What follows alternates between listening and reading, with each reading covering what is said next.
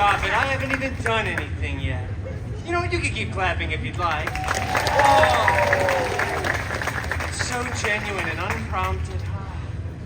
It's a beautiful day in the neighbor pool. A beautiful day to be Deadpool. It's story time. Story time. Hello, everyone. It's me, your friendly neighborhood Deadpool. Are you all ready for story time? Well, that's good to hear, because I certainly have a story to tell. Gosh, I love to talk. Today's story is a beloved bedtime classic, mashed up with a very profitable licensing agreement. You guessed it, it's Cinder-Pool. Thank you, I came up with that myself. All right, let's see if we can find the opening, okay, that doesn't work. Let's see if we can find these opening words, shall we? Look at these adorable pictures, by the way. Look how cute Dog Pool is, huh? Thank you, I scribbled that myself. Once upon a time. You know what? It just feels wrong when I'm doing it with myself. Why don't we say it together, shall we? 1, 2, 3. Once upon a time. See, wasn't that so much more fun and interactive when we were all in this together? Oh, for those of you that didn't participate, get your head in the game! Yeah, I'm looking at you, sir, in the back. All right, well, upon that time, once, Cinder-Pool lived in a big mansion with his shiny-headed step-professor and a bunch of hideous step-mutants. The biggest one, Colossus, was always making up stupid rules that no one cared about. Like, please stop labeling other people's food in the fridge with your own initials. And for the love of Feige, stop hanging your underwear from the ceiling fan. The other main step-mutant, Negasonic Teenage Warhead, such a cool name, was always just texting and rolling her eyes. They were both super jealous because Cinder-Pool had a much, and I mean much larger fan base. I mean, this isn't called story time with Colossus, now is it? One day, an expendable non-union extra came running across the mansion grounds, screaming. King Thanos was planning the biggest battle of Phase 3, the last truly relevant phase. Cinder-Pool desperately wanted to go to the big battle, but Colossus said, "No. Too dangerous. Cinder-Pool don't know how to be part of team." And then Colossus ripped up Cinder-Pool's nicest costume before Negasonic Teenage Warhead, again, such a cool name, made it explode into a million pieces with her mind powers. And then snapped her gum. Huh, so Gen Z. On fleek, Sigma, no cap. Cinder-Pool was very bummed and felt very vulnerable and exposed. Minus 100,000 aura, as Negasonic would say. Cinder-Pool ran out onto the mansion grounds, stumbling for dramatic effect. Oh, hello there, camera. When all of a sudden, a big, strange, sparkly circle appeared.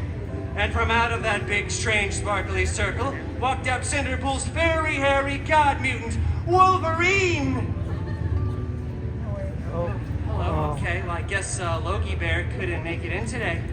That's okay, I'll just do a little sparkly circle around myself and I'll play him too. I'm honestly used to doing it with myself anyway.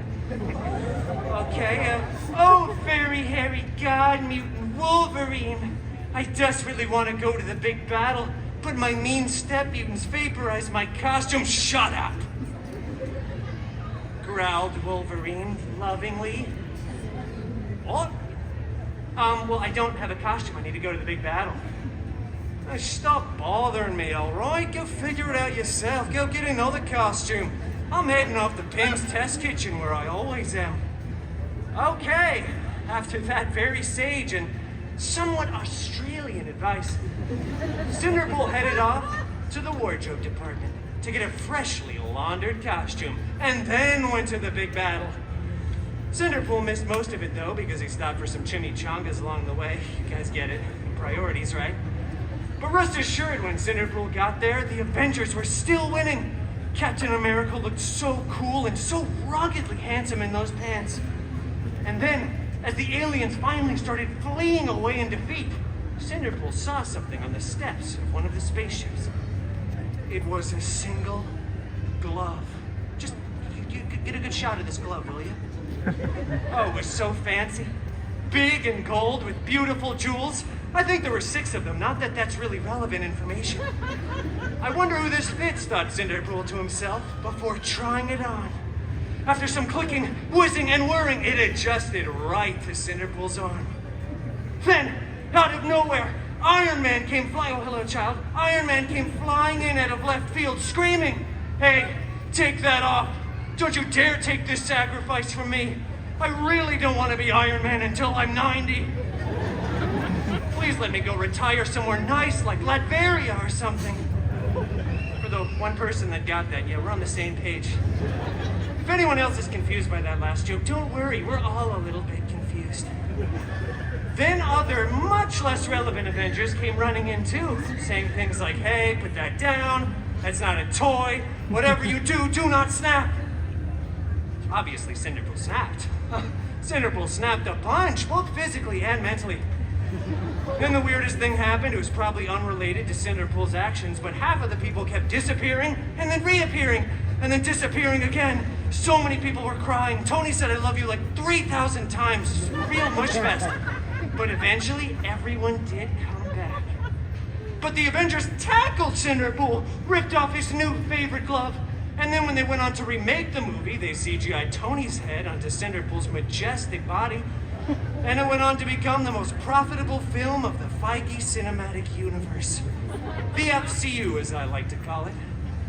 I know, I'm still workshopping that acronym. I feel like it has just one too many letters. Well, anyway, everything honestly worked out for Cinder-Pool because Cinder-Pool went on to start his own, even more successful franchise. Yeah! Thank you. Thank you very much. It was so successful, in fact, that Cinder-Pool was eventually invited to be part of the Avengers Endgame 2, Electric Boogaloo. Yeah, in theaters at, well, some point. Well, that's the end. Game, if you will. Okay, that kind of sounded like fake laughter. Could you laugh a little harder than that? Practice that in the shower all morning. Okay, too much.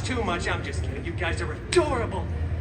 Well, thank you all for coming to another illustrious story time with your new favorite Disney princess, Deadpool.